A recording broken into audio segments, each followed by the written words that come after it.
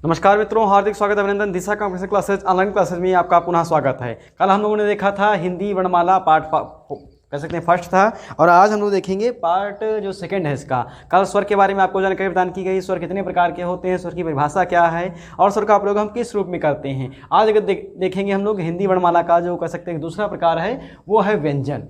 व्यंजन की अगर बात की जाए तो सामान्यतः ये कहा जाता है कि किसी भी व्यंजन को बोलने के लिए हमें स्वर की आवश्यकता पड़ती है, बगैर स्वर के हम व्यंजन को नहीं बोल सकते। जैसे अगर देखा जाए जो भी व्यंजन लिखे होते हैं, जैसे मान लीजिए कि ये का लिखा हुआ है और इसमें हम हलंत लगा देंगे तो ये क्या है, ये एक व्यंजन है। और जब इसमें हम कोई स्वर लगा देंगे, जैसे अगर हमने आ लगा दिया है तो ये एक पूर्ण का बन जाएगा। उसके बाद जैसे इसमें हम बड़ा आ लगा देंगे तो इस प्रकार से क्या होगा, जो स्वर इसमें लगेगा उसी प्रकार से व्यंजन एक नया रूप धारण कर लेता है। देखिए व्यंजन की जो प्रकृति होती है वो विकलांग होते हैं और उन्हें सहारा कौन देता है, सहारा हमेशा उन्हें स्वर देता है। या फिर हम कह सकते हैं कि व्यंजनों की जो बैसाखी होती है वो क्या है, वो स्वर है।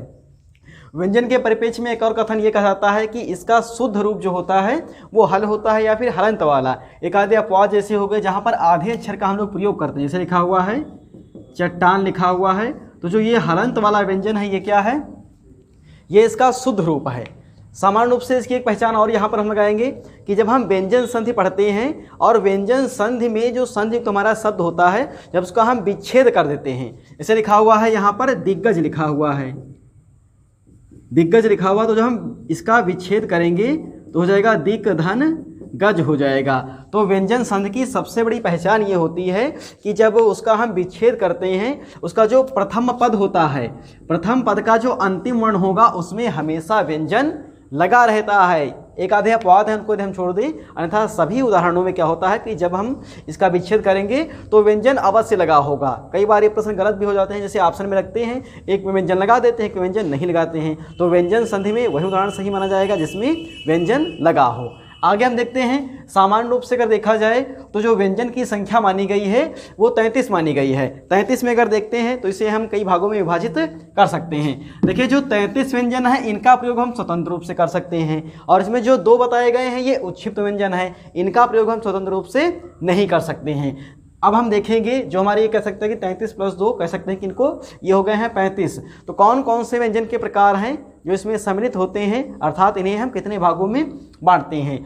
सबसे पहले जो हमारे व्यंजन आते हैं, पहला प्रकार ये बताया गया है स्पर्श व्यंजन के विषय में, इनकी संख्या 25 मानी गई है। स्पर्श व्यंजन के विषय में ये कहा जाता है कि ये ऐसे व्यंजन होते हैं जो मुख के किसी न किसी भाग से स्पर्श करते हैं, जैसे कंठ हो गया, उसके बाद में तालव्य हो गया, मूर्धा हो गया, या फिर दंत हो गया, या फिर ओष्ठ हो गया। सबसे पीछे का जो हमारा भाग होता है मुख का उसे हम कंठ कहते हैं। कंठ के बाद जब हम थोड़ा आगे बढ़ते हैं तब उसे तालु कहते हैं या तालव्य कहते हैं, और तालु के बाद जब हम थोड़ा और आगे बढ़ते हैं तो उसे हम मूर्धा कहते हैं। यानी कि चाय और दूध पीने से जो कह सकते हैं कि एक मुख का हमारा भाग जो छिल जाता है वो मूर्धा छिलता है, और हम कहते हैं हम कि तालु जल गया है, परंतु छिलता क्या है, मूर्धा छिलता है। मूर्धा के बाद जब हम आगे बढ़ते हैं तो दंत आ जाता है, यानी कि ऐसे वर्ण जिनको बोलने के लिए हमें अपनी जीभ को दांत से स्पर्श करना पड़ता है। उसके बाद जब हम आगे बढ़ते हैं तो अगले जो आते हैं वो ओष्ठ आते हैं, अर्थात यदि उन व्यंजनों को हमें बोलना है तो हमें अपनी ओठों को आपस में जोड़ना पड़ेगा, तभी उनको हम बोल सकते हैं, अन्यथा उनको हम बोल नहीं पाएंगे। तो स्पर्श व्यंजन यानी कि जब इनको हम बोलेंगे तो कोई ना कोई हमारे मुख का अंग हमारी जिह्वा से, हमारी रचना से, माफ कीजिए रसना से स्पर्श करेगा, उसे ही स्पर्श व्यंजन कह दिया गया है। इनकी संख्या 25 मानी गई है। देखिए हमारे जो वर्ग हैं हिंदी वर्णमाला में 5 वर्ग पाए जाते हैं। कवर्ग हो गया, चवर्ग हो गया, टवर्ग हो गया, तवर्ग हो गया और पवर्ग हो गया। तो हर वर्ण में 5-5 वर्ण होते हैं, तो एक वर्ग 5 वर्ण, इस प्रकार से कुल मिलाकर के जो स्पर्श व्यंजन हो जाते हैं वो 25 हो जाते हैं। अब सबसे महत्वपूर्ण प्रश्न ये आता है कि हिंदी वर्णमाला में जो हमारे स्वर हैं या जो व्यंजन हैं उनका उच्चारण स्थल कौन सा है। कई बार प्रश्न परीक्षा में पूछा गया है कि का उच्चारण स्थल कौन सा है, या फिर चा का उच्चारण स्थल कौन सा है, या कह सकते हैं कि आ का उच्चारण स्थल कौन सा है। ये बहुत साधारण प्रश्न है। आज हम लोग देखेंगे एक छोटे से उदाहरण के माध्यम से कि किस प्रकार से इसे हम बोलेंगे। देखिए करना क्या है, आपको ये जो भी वर्ग लिखे हुए हैं इन्हें क्रम में लिख लेना है। उसके बाद में एक छोटा सा हम सूत्र देखते हैं इस प्रकार से, कतमुदो सूत्र, कतमुदो सूत्र जी, ये कतमुदो सूत्र है। जिसके माध्यम से हम पूरे वर्ग की परिभाषा दे सकते हैं या पूरे वर्ग की हम पहचान कर सकते हैं। ध्यान देंगे, इसे लिखा हुआ है का, तो का से होता है कंठ। उसके बाद लिखा है ता, तो ता से क्या होता है? ता से होता है तालु या तालव्य। मुंह, मुंह से क्या होता है? मूर्धा या मूर्धन्य। उसके बाद लिखा है दा, दा से होता है दंत्य। उसके बाद लिखा है ओ, ओ से क्या होगा? ओ से होगा ओष्ठ। हाँ, ध्यान रखेंगे। देखिए ये पूरा वर्ग जो है कतमुदो सूत्र से स्पष्ट हो गया है, अर्थात का से हो गया कवर्ग और ता से क्या हो गया? कंठ हो गया। पूरा कवर्ग कहाँ से बोला जाएगा? पूरा कवर्ग कंठ से बोला जाएगा, अर्थात का खा गा ये कहाँ से बोला जाएगा? ये कंठ से बोला जाएगा। उसके बाद चवर्ग में जो चा छा झा आ गए ये कहाँ से बोले जाएंगे? ता आता है तो ता से हो गया तालु। ये सब वर्ण कहाँ से बोले जाएंगे? तालु से बोले जाएंगे। उसके बाद टा के आगे मुंह लिखा है, इसका मतलब हो गया मूर्धन्य, अर्थात जो टवर्ग होगा वो कहाँ से बोला जाएगा? वो मूर्धा से बोला जाएगा। उसके बाद में ता के आगे लिखेंगे हम दा, दा से हो गया दंत, और जो ये तवर्ग होगा ये कहाँ से बोलेंगे? ये हम लोग दंत से बोलेंगे, अर्थात ता था दा धा, इनको यदि हमें बोलना है तो हमारी जो रसना है, जो हमारी जीभ है, उसे हमें ऊपर वाले दांत का जो भीतरी हिस्सा है उसमें स्पर्श करना पड़ता है। अगर हम स्पर्श नहीं करेंगे तो हम ता था दा धा नहीं बोल पाएंगे। उसके बाद में जो आता है हमारा पवर्ग, पवर्ग के आगे हमने ओ लिख दिया, ओ का मतलब क्या है? ओष्ठ। तो पा फा बा भा ये हम कहाँ से बोलेंगे? ये हम ओष्ठ से बोलेंगे। हम पा फा बा भा मा अर्थात पवर्ग को मुंह खोल करके नहीं बोल सकते हैं, जब हमारी ओंठें स्पर्श करेंगी तभी इन वर्णों को हम बोल सकते हैं। तो ये तो हो गए आपके स्पर्श व्यंजन जो कहाँ से बोले जाते हैं, अर्थात इनका उच्चारण स्थल। अभी कुछ शेष हमारे पास स्वर बाकी हैं, कुछ व्यंजन भी बाकी हैं, उनका उच्चारण स्थल भी हम लोग देखेंगे। सबसे पहले आपको देखना है कि हमने बताया कवर्ग, चवर्ग, टवर्ग, तवर्ग, पवर्ग, इनके बारे में कतमुदो सूत्र। परंतु जो आपका ये पंचम वर्ण है जिसे हम लोग यंगर्णम कहते हैं, इसको यहाँ से हटा देना है। इसको हम कहाँ ले जाएंगे? इसको हम ले जाएंगे नासिका से।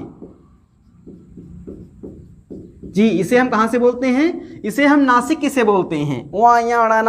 इसे हम यंगर्णम भी कह सकते हैं, इसे हम नाक से बोलते हैं। प्रश्न पूछा जाए कि बताइए यहाँ का उच्चारण स्थल कौन सा है, तो आप ये नहीं कहेंगे कि ये चवर्ग में आ रहा तो तालु से बोला जाएगा। ये कहाँ से बोला जाएगा? ये बोला जाएगा नासिका से, अर्थात इसको बोलने के लिए हमें नाक पर जोर डालना पड़ता है। तो जो हमारा पंचम वर्ण है, सभी वर्गों का जो पंचम वर्ण है वो कहाँ से बोलते हैं? वो हम नासिका से बोलते हैं। अभी हम आगे और देखेंगे जो हमारे शेष वर्ण बचे हुए हैं उनको हम देखेंगे कौन कौन से बचे हुए हैं। तो सबसे पहले लिखा है भैया कवर्ग, अर्थात का से कंठ। तो इसमें कौन कौन से आ जाते हैं? इसमें आ जाएगा आपका ह्रस्व आ, दीर्घ आ, उसके साथ साथ इसमें आपका विसर्ग भी आ जाता है, इसी में आपका हा आ जाता है। ध्यान रखेंगे, संस्कृत का सूत्र भी है कि आकुहा विसर्जनीय नाम कंठा, अर्थात आ हा, और जो पूरा कवर्ग है आ कुहा विसर्जनीय नाम कंठा, तो ये कहाँ से बोला जाएगा? ये कंठ से बोला जाएगा। उसके बाद में हम देखते हैं अगला जो हमारा बताया गया है चवर्ग। तो इसमें देखेंगे कौन कौन से आते हैं। इसमें भैया छोटी ई, इसका संस्कृत में सूत्र है इचु ईसा नाम तालु, तो इसमें ई आ गया। उसके बाद में दीर्घ ई आ गया, उसके बाद इसमें या आ गया, और इसमें एक और आ जाता है तालव्य सा आ जाता है। आपको ध्यान रखना है जो तीनों सा होते हैं, कहते हैं सलजम वाला सा, षटकोण वाला सा, तो ये बहुत बड़ी गड़बड़ी उत्पन्न कर देता है। 2019 में जब यूपी कांस्टेबल का पेपर हुआ था तो उसमें ये सा बना दिया गया था और पूछा गया था बताइए कौन सा सा है। तो आप जो सा जैसा जो जिसका उच्चारण है उसी क्रम में आप उसे रखें। तो ये कौन सा है? ये तालव्य सा है। हमेशा इसे तालव्य सा कहें, सलजम वाला सा ना कहें, अन्यथा आपका गलत हो सकता है। अब हम आगे बढ़ते हैं। अगला जो भैया हमारा आता है इसमें टवर्ग आता है, तो इसका भी एक सूत्र बना दिया गया है। ध्यान रखेंगे कौन सा सूत्र है। सबसे पहले इसमें आपका रा आता है। एक और प्रश्न अति महत्वपूर्ण है, जो रा है और ला ये दंतमूल माने जाते हैं, अर्थात इनको बोलने के लिए हमें दांतों पर सबसे ज्यादा प्रहार करना पड़ता है। तो ध्यान रखेंगे इसका सूत्र है ऋटु ऋषानाम मूर्धा। तो इसमें रा आ गया, इसमें आपका री आ गया, और इसी में आपका मूर्धन्य सा आ गया। इसे षटकोण वाला सा कहते हैं, परंतु आज से आप इसे क्या कहेंगे? इसे कहना है आपको मूर्धन्य सा। उसके बाद ध्यान देंगे अगला जो आता है ये दंत वर्ग आ जाता है, जिसमें सामान्य रूप से हम कह सकते हैं कि इसमें एक सा सम्मिलित हो जाता है। ये आपका दंत सा है, जिसे हम लोग सब्जी वाला सा भी कहते हैं, आपको ध्यान रखना है, ये दंत सा इसमें सम्मिलित हो जाता है। उसके बाद में इसमें ध्यान रखेंगे जो कह सकते हैं कि पवर्ग है जो ओष्ठ से बोला जाता है, इसे कहते हैं उपउपधमानाम ओष्ठा, अर्थात इसमें छोटाऊ और बड़ाऊ इसी में सम्मिलित हो जाता है।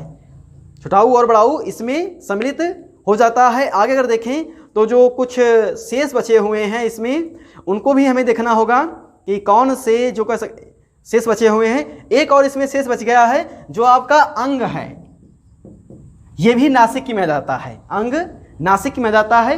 अब तो कुछ शेष बचे हुए हैं, स्वर बचे हुए हैं जो संयुक्त रूप से बोले जाते हैं, तो हम लोग देखेंगे कौन कौन से स्वर इसमें संयुक्त रूप से बोले जाते हैं। सबसे पहले आपको ध्यान देना है, यहाँ पर वा बचा हुआ है, लिखेंगे दंत प्लस ओष्ठ, दंत प्लस ओष्ठ, इसे दंतोष्ठ भी कह सकते हैं। तो जो वा है वो कहाँ से बोलेंगे, दंत प्लस ओष्ठ से बोलेंगे। आगे से बचा है ओ, आओ और आ, इस प्रकार से इसे कहाँ से बोलते हैं भैया, इसे हम लोग बोलते हैं ओष्ठ प्लस कंठ से, ओष्ठ प्लस कंठ से, ध्यान रखना है। एक और इसमें बचा है ए और आई, ए और आई बचा है, इसे हम बोलते हैं कंठ प्लस तालु से, कंठ प्लस तालु से। तो ये हो गए आपके उच्चारण स्थल, ध्यान रखना है आपको। अब यहाँ पर एक और बिंदु रह गया है शेष, जो हमारे संयुक्त अक्षर आते हैं, छात्र आज्ञा स्रा, ये जो संयुक्त अक्षर आते हैं, तो आपको ध्यान रखना है कि आगे जब हम संयुक्त अक्षर पढ़ेंगे तो उसमें ये देखना है कि संयुक्त वर्ण की रचना में जो हमारा प्रारंभिक वर्ण है वो कहाँ से बोला जा रहा है, उसी प्रकार से हमारा संयुक्त वर्ण भी उसी क्रम में मान लिया जाता है। जैसे हम देखेंगे, एक उदाहरण यहाँ पर देखेंगे, संयुक्त वर्ण की अगर हम बात करें तो हम लिखेंगे यहाँ पर छा, तो छा को मिलाते हैं हम लोग का प्लस मूर्धन्य सा, का प्लस मूर्धन्य सा को जब हम मिला देते हैं तो हमारा कच्छा वाला छा बन जाता है। और अभी आपको बताया गया कि का को हम कहाँ से बोलते हैं, ध्यान दीजिए, का को कवर्ग हम कहाँ से बोलेंगे, कंठ से बोलेंगे। तो छा कहाँ से हम बोलेंगे, छा भी हम कंठ से ही बोलते हैं। तो ये हो गए आपके स्पर्श व्यंजन। अब हम देखेंगे स्पर्श व्यंजन के भी कुछ प्रकार बता दिए गए हैं। सबसे पहले इसमें देखें तो घोषत्व के आधार पर स्पर्श व्यंजन, घोषत्व का मतलब होता है कंपन। इसमें एक प्रकार इसका हो गया अघोष हो गया, दूसरा इसका प्रकार हो गया सघोष। अघोष का मतलब ये होता है कि जिनको बोलने पर हमारी जो स्वर तंत्र है उसमें कंपन ना हो, तो उसे क्या कहते हैं, उसे अघोष कहते हैं। दूसरा इसमें आ गया सघोष। सघोष का तात्पर्य है कि जिनको बोलने पर जो हमारा स्वर तंत्र है उसमें कंपन उत्पन्न हो जाए, उसे हम सघोष कहते हैं। एक और महत्वपूर्ण बिंदु आपको ध्यान रखना है कि कभी भी परीक्षा में होता क्या है कभी कभी कि ना तो वो अघोष पूछते हैं ना तो वो सघोष पूछते हैं। वो इस प्रकार से पूछते हैं कि बताइए इसमें घोष वर्ण कौन सा है, ये प्रश्न पूछते हैं कि बताइए इसमें घोष वर्ण कौन सा है। तो जब घोष वर्ण की बात होती है तो उसे हमेशा सघोष ही मान लिया जाता है, यह आपको ध्यान रखना है। तो हम देखेंगे अघोष कौन है और सघोष कौन है। देखिए वैसे तो इसमें बहुत से फार्मूले चलते हैं, पर तो हमें वो ध्यान नहीं रखना है। हमें सीधा साधा ये ध्यान रखना है कि वर्णमाला में जो आ का स्थान है वो पहले है और सा का स्थान बाद में आता है। जो आपके प्रारंभिक दो वर्ण होंगे, सभी वर्णों के जो माफ कीजिए सभी वर्गों के जो प्रारंभिक दो वर्ण होते हैं उन्हें हम क्या कहते हैं, उन्हें कहते हैं अघोष। आपको ध्यान रखना है, उन्हें कहते हैं अघोष। वर्णमाला में सा का स्थान बाद में आता है, तो जो अंतिम के आपके सभी वर्गों के जो अंतिम के तीन वर्ण होते हैं उन्हें क्या कहते हैं, उन्हें भैया सघोष कहा जाता है। ध्यान रखेंगे, उन्हें सघोष या घोष कहा जाता है। उसके बाद आते हैं प्राणत्व के आधार पर स्पर्श व्यंजन। देखिए प्राणत्व का मतलब यहां पर हम ये लगाएंगे हवा के माध्यम से, अर्थात जब हम कोई व्यंजन बोले तो हमारे मुख से कितनी हवा निकलती है। तो इसमें क्या होता है, अल्प प्राण। अल्प प्राण का मतलब ये होता है कि कम हवा निकले। महाप्राण का मतलब ये होता है कि ज्यादा हवा निकले। फिर से हमें वही नियम देखना है कि वर्णमाला में आ का स्थान पहले आता है, तो जो अघोष आपने लिखा है उसमें जो पहला वर्ण होगा वो क्या होगा, वो अल्प प्राण होगा। उसके बाद में मां का स्थान वर्णमाला में बाद में आता है, तो जो दूसरा होगा वो क्या होगा, वो महाप्राण होगा। फिर यही क्रम हमें यहां पर देखना है कि सघोष में जब हम पहुंचेंगे तो वर्णमाला में क्या होता है कि आ का स्थान पहले आता है, तो ये क्या हो गया, ये हो गया अल्प प्राण। उसके बाद में फिर से ध्यान देना है कि नंबर 2 पे क्या है कि मां का स्थान बाद में आता, तो ये क्या हो गया, ये हो गया महाप्राण। उसके बाद फिर से क्या होगा, फिर से ये अल्प प्राण आ जाएगा। जी। अगर इस प्रकार से कोई भी अल्प प्राण आए या महाप्राण आए या अघोष आए, सघोष आए, इनमें से कोई भी वर्ग आए, तो ये जो कह सकते हैं कि एक सारणी तैयार की गई है, ये आप अपने मस्तिष्क में इसकी एक छाप बना लीजिए। कभी भी आपके उच्चारण के आधार पर जो चाहे स्वर पूछे जाएं, चाहे व्यंजन पूछे जाएं, ये गलत नहीं होंगे। इसको आप लोग लिख लीजिए। उसके बाद हम आगे बढ़ते हैं। स्वर के जो माफ कीजिए व्यंजन के जो अन्य प्रकार हैं उनकी व्याख्या होगी। जल्द से लिख लेंगे भैया, सारणी अवश्य तैयार कर लें। जी ध्यान दीजिए। अब हम आगे बढ़ेंगे। हम अब देखते हैं कि हमारे जो व्यंजन हैं उनके जो अन्य प्रकार इसमें कौन कौन से हैं। व्यंजन के अन्य प्रकार।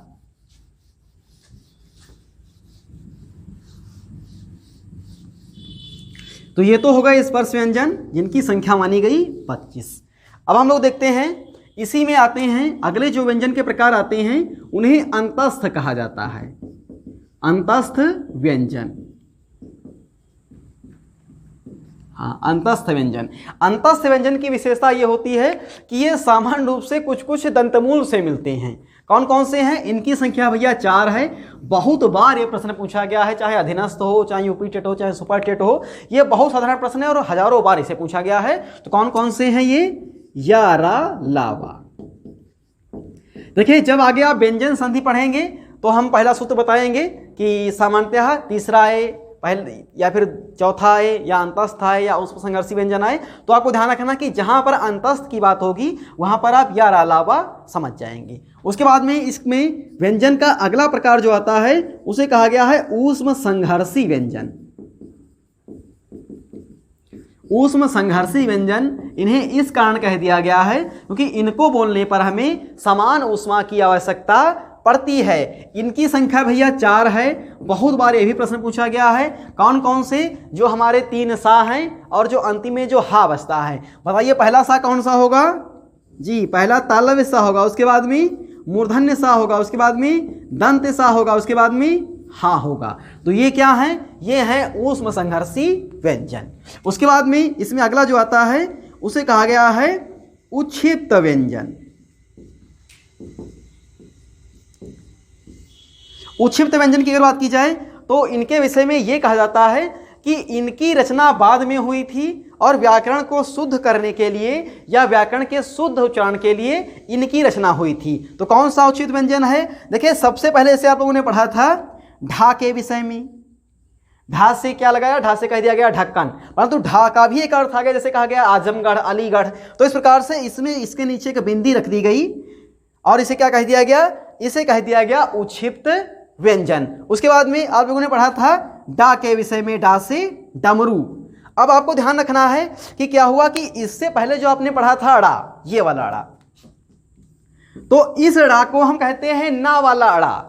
जैसे हमें लिखना है पुण्य, तो हमें इस प्रकार से पुण्य लिख देते हैं। तो ये तो अड़ा है, फिर इसे ना हमने क्यों बोल दिया है? तात्पर्य होता है कि ये जो अड़ा है इसे हम ना वाला अड़ा भी कहते हैं। कभी कभी कंफ्यूजन हो जाती है, हमें भी कंफ्यूजन हो जाती है, बच्चों को भी हो जाती है कि आखिर किस अड़ा का किस समय हमें प्रयोग करना है। तो इस कंफ्यूजन को हम दूर करने का प्रयास करते हैं कि जब सामान्यतः कोई भी शब्द लिखा हो और उस शब्द वाले अड़ा में यदि हम ना लगाएं और बोलने में अच्छा लगे तो वहां पर हम इस अड़ा का प्रयोग करते हैं। जैसे देखिए लिखा हुआ है यहां पर रामायण, रामायण लिखा हुआ है। अगर इसे हम रामायण कहें तो जो उच्चारण होगा वो बहुत भद्दा नहीं लगेगा। तात्पर्य है कि उच्चारण जो होगा वो अच्छा उच्चारण हो सकता है। तो आपको ध्यान रखना है कि जिस अड़ा का प्रयोग हम ना के परिप्रेक्ष्य में कर सकें वहां पर कौन सा अड़ा आएगा? वहां पर ये ना वाला अड़ा आ जाता है। और जिस अड़ा का प्रयोग हम ना के परिप्रेक्ष्य में ना कर सके वहां पर ये डा वाला अड़ा आ जाता है। जैसे देखिए लिखा हुआ है यहां पर रबड़। अब रबड़ को हम रबड़ नहीं कह सकते हैं, रबड़ ही कहेंगे, परंतु रामायण को हम रामायण कह सकते हैं। तो जहां पर ना आ पाए वहां पर हम क्या करेंगे?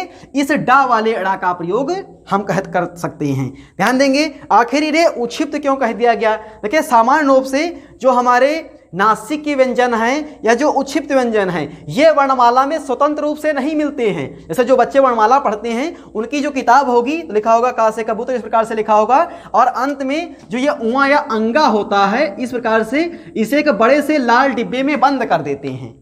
देखिए, जो अन्य हमारे 4 जो वर्ण हुए उनका रंग अलग होगा और जो इसका रंग होगा वो अलग होगा।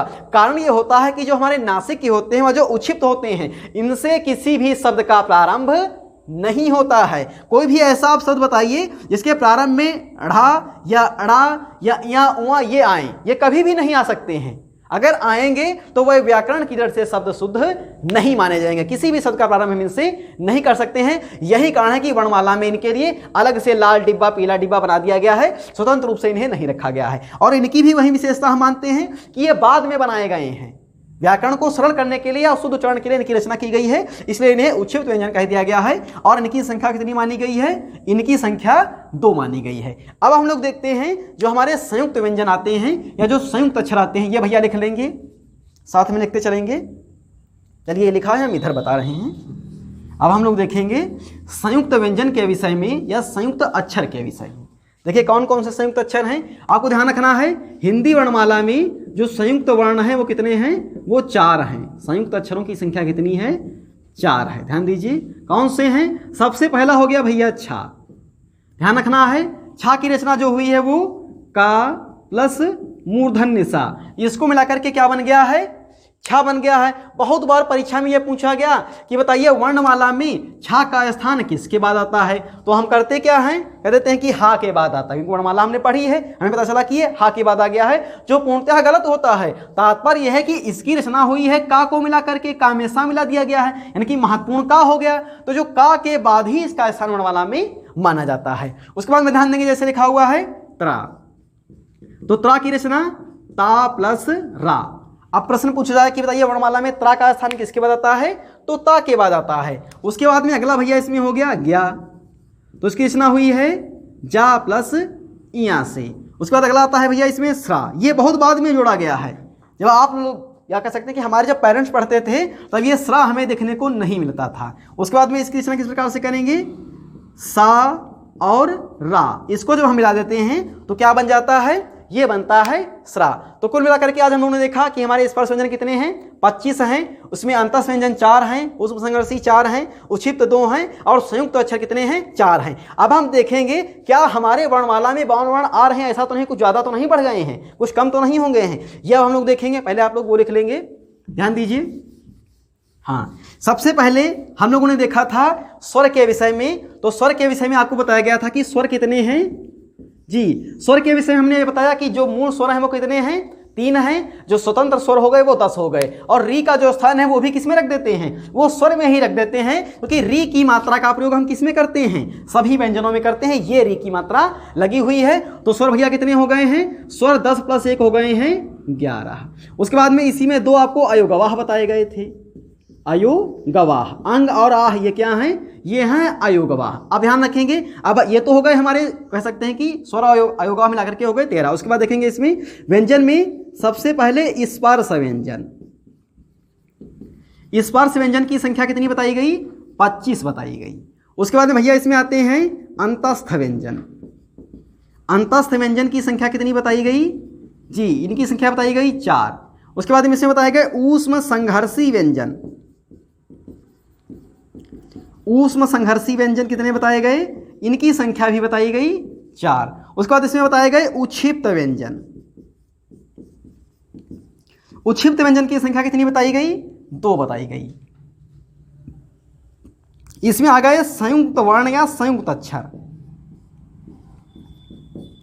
संयुक्त वर्ण या संयुक्त अक्षर, देखिए इन्हें हम संयुक्त व्यंजन नहीं कह सकते हैं। कारण क्या है कि सामान्य रूप से इसमें संयुक्त व्यंजन कहने का प्रमुख कारण ये नहीं है इसमें, क्योंकि जो इसमें प्रारंभिक होते हैं वो क्या हैं? वो सब व्यंजन हैं। उसके बाद में जो व्यंजन आए हैं उनमें सब में आ स्वर लगा हुआ है। यही कारण होता है कि इन्हें हम संयुक्त अक्षर या संयुक्त वर्ण कह सकते हैं। तो इनकी संख्या कितनी हो गई?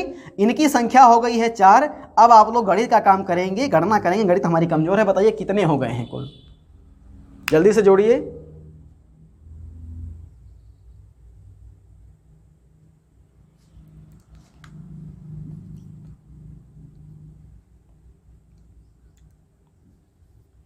हाँ देखिए हो गए 52। अगर 52 हो गए हैं तो 100% सत्य है, अगर नहीं हुए हैं तो कुछ गलती हुई है। हाँ ध्यान देंगे भैया, 52 हो गए हैं। तात्पर्य है कि जो हमारा लेखन होता है वो 52 वर्णों का होता है, परंतु जो उच्चारण होता है वो सिर्फ 45 वर्णों का ही होता है। आज आप लोगों ने देखा था, कह सकते हैं कि ये संपूर्ण जो हमारा वर्णमाला था ये पूर्ण हो चुका है। जो प्रश्न आने वाले थे वो आपको बता दिए गए हैं। फर्जी की बकवास बताने का मेरा कोई उद्देश्य नहीं है। तो भैया इसे आप लोग देखें, कुछ सीखें इससे, और इसे अपने दोस्तों को भी शेयर कर दें, हमारे अपने मित्रों को शेयर करें, सब्सक्राइब करें हमारे चैनल को। धन्यवाद।